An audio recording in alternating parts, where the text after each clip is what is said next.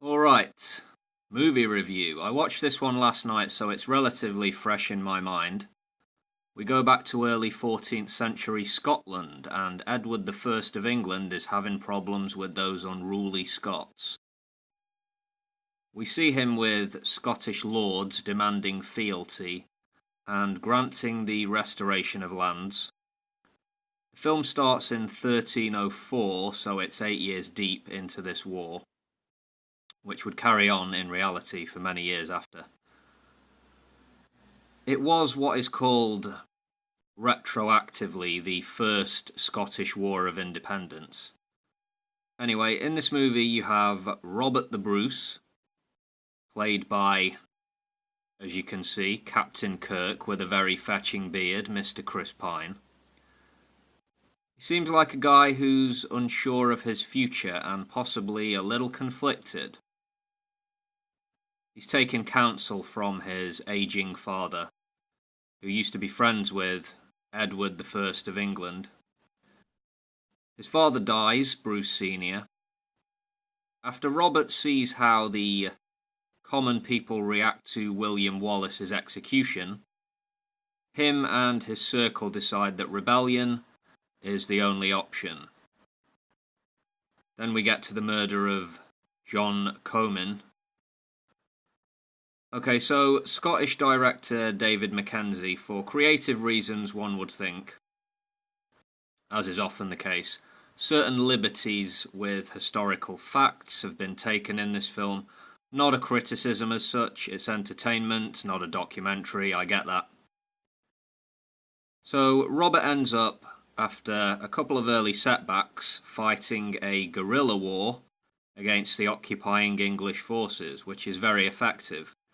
Eventually this leads to a big showdown where the Bruce's forces are able to defeat the much larger English army by using their knowledge of the local terrain. Home field advantage counts for a lot. The English are defeated, the Prince of Wales humiliated, and everyone lives happily ever after. Everyone who wasn't brutally killed in this movie, that is. The battle scenes are fairly savage, no punches pulled. No animals were harmed. During the making of this film, we are reassured. Yeah, some of the falling and sliding of the horses looked pretty damn scary. Not to mention the spiking. A lot of clever CGI going on, one would assume. I liked the way Chris Pine played Robert the Bruce in a brooding, but by no means humourless way.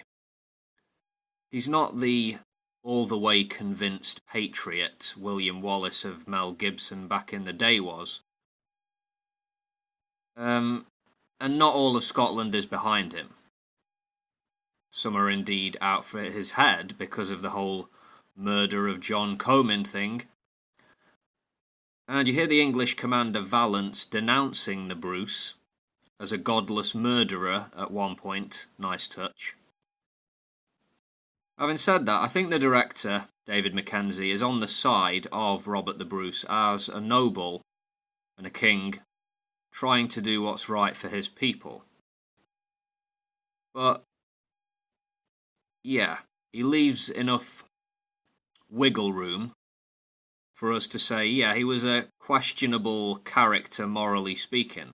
And, of course, he was someone who was not politically naive. He knew how to play the game. Maybe what's not so well known historically about this period is the Scottish invasion of Ireland, with a sort of pan-Gaelic propaganda campaign accompanying the military one. It didn't succeed anyway. But the Bruce wasn't just a warrior. He was quite the accomplished diplomat. Indeed. You can't really put this over in a 2-hour movie, though. There were a lot of characters in this film who didn't get the chance to shine, in my opinion, as much as they could. For that, you would have had to make a longer movie.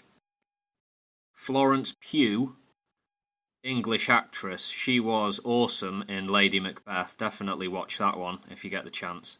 In this, she played the Bruce's second wife, Elizabeth de Burgh, daughter of an Irish noble. She played it really well. Arranged marriage, of course.